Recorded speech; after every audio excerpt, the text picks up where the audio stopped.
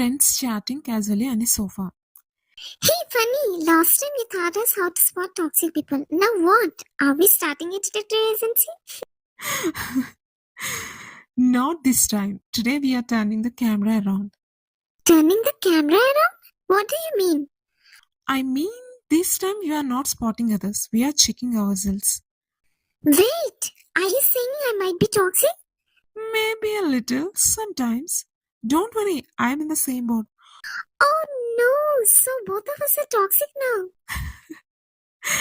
Hey, relax. We all have a few toxic habits. It doesn't make us bad people. The good thing is, once we notice them, we can change.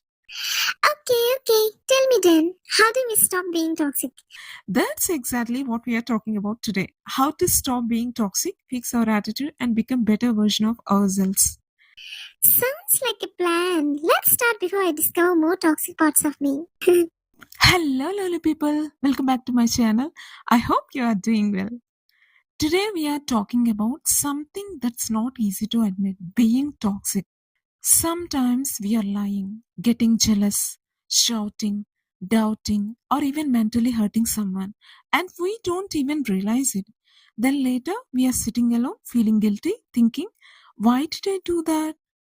But being toxic doesn't mean you are a bad person. It means you are carrying emotions that you are not understanding yet. So today, we are learning how to stop being toxic through real lessons from famous books that can help us change our mindset and behavior. Number one, be impeccable with your words. Rui says, be impeccable with your word. Most toxicity is starting from our words, gossip, lies, shouting, or sarcasm. Sometimes you are lying because you are scared of losing someone. Sometimes you are saying hurtful things because you are jealous or insecure. But every word you are speaking is carrying energy. It's either healing or hurting. So, before reacting, you're pausing and thinking, are my words helping or harming? This is how real communication begins to improve. You are not just talking to win an argument, you are talking to understand. When you are speaking truthfully and kindly, your relationships start to heal. Number two, understand your emotions. Many toxic behaviors are coming from unhealed emotions. You may be shouting, lying, doubting, or getting jealous, not because you want to hurt anyone, but because you are feeling hurt or ignored inside. Goldman says emotional intelligence begins when you are naming what you feel instead of letting it control you. So, when someone ignores your message, instead of saying you never care, you are saying to yourself, I am feeling ignored right now. By naming your emotion, you are calming yourself. You are stopping jealousy and insecurity from turning into anger or control. You are no longer reacting blindly. You are responding with awareness. Number three, take responsibility. Kavi says be proactive. That means you are taking responsibility for how you respond instead of blaming others. Toxic people often say things like, you made me angry or you are the reason I am jealous. But Kavi reminds us nobody can control your emotions unless you are allowing them to. So, you are changing your language. You are saying, I am feeling insecure because of this situation instead of you made me feel this way. Once you start owning your emotions, you are taking your power back. You're not letting jealousy or blame lead your conversations anymore. Number four, stay in the present. Many times, toxic reactions are not about what's happening now, they're about your past. Someone forgets to call you, and suddenly you are remembering all the times you were ignored before. You are reacting from old wounds, not from the present moment. Toll says that healing begins when you are living in the now. So you are learning to pause, breathe, and ask, am I reacting from my past pain or from awareness right now? When you are staying in the present, your communication becomes calmer. You are not arguing from past memories, you are talking about what's really happening now. That's how peaceful conversations start to grow. Number five, show empathy and improve communication. Carnegie says that the secret to improving relationships is empathy, understanding the other person before trying to prove you're right. Toxic people often want to win arguments, not solve problems. But communication is not about who is right, it's about connection. Dear friend, you are learning to listen before you speak. You are saying things like, I can see how that made you feel instead of you're overreacting. When you start seeing from the other person's eyes, your anger and jealousy start melting. Empathy and understanding are slowly replacing the need to argue or attack. That's how real communication is healing your relationships. Number six, accept yourself and stop comparing. A lot of toxic behavior is coming from insecurity. You are trying to prove you're right, you are comparing yourselves, or you are pretending to be perfect. Brown says, let go of who you think you are supposed to be and accept who you are. So, when you are feeling jealous, you are not hiding it anymore. You are saying, I am feeling this because I am doubting my own worth. That honesty is the first step toward peace. When you are accepting yourself, you are not needing to put others down or compete anymore. Jealousy slowly turns into inspiration. You start thinking, if they can do it, maybe I can too.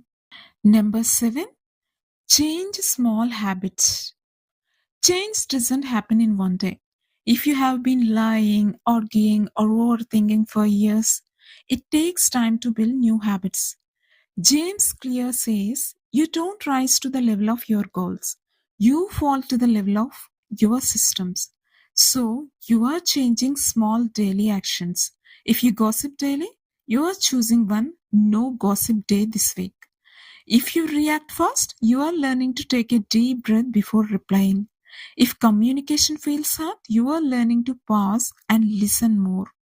Every small choice is adding up. Each time you choose calmness instead of reaction, you are creating a new version of yourself.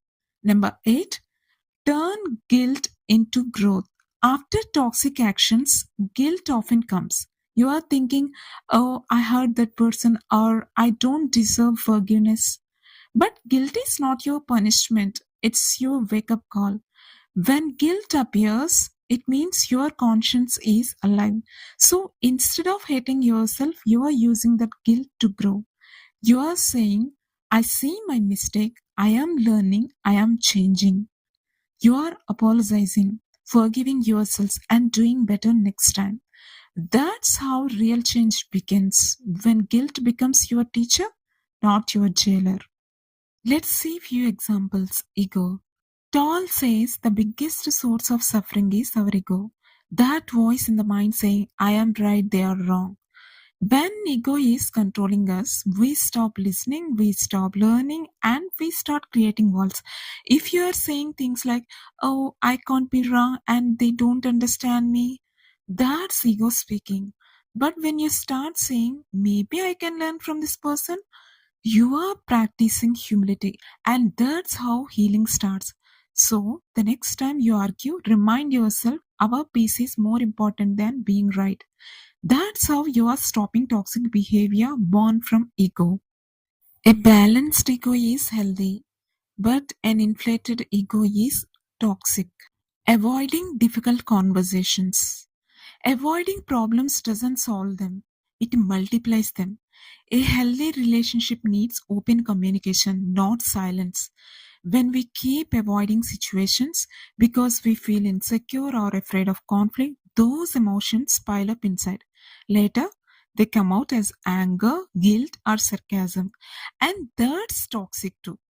Instead, say calmly, I felt hurt when that happened. Don't say, like, you always do this. When you are communicating honestly, you are slowly breaking the cycle of hidden anger. Remember, my dear friend, open communication builds trust, avoidance builds distance. Controlling others. Kavi says focus on your circle of influence. That means focus on what you can control, your actions, not others. Sometimes controlling others comes from fear, fear of losing someone, fear of being powerless. But the truth is, people grow only when they have freedom. You can say, like, it's your choice, I respect that, instead of do what I say. When you stop controlling, you start connecting. Trust replaces fear and relationships become healthier. Skeptical mindset. Ask yourself why you feel skeptical. Sometimes skepticism comes from past betrayals, disappointments, or fear of being hurt again. See, not everyone has bad intentions. Before assuming the worst, remind yourself maybe they didn't mean it that way. Maybe they are just having a tough day. This helps you see situations with a balanced mindset instead of a defensive one. I'm not saying that you have to trust everyone blindly. No, you don't have to trust blindly. Start with small acts of trust, like sharing a little information or depending on someone for a small task. When people prove reliable, you will start to rebuild your faith in others naturally.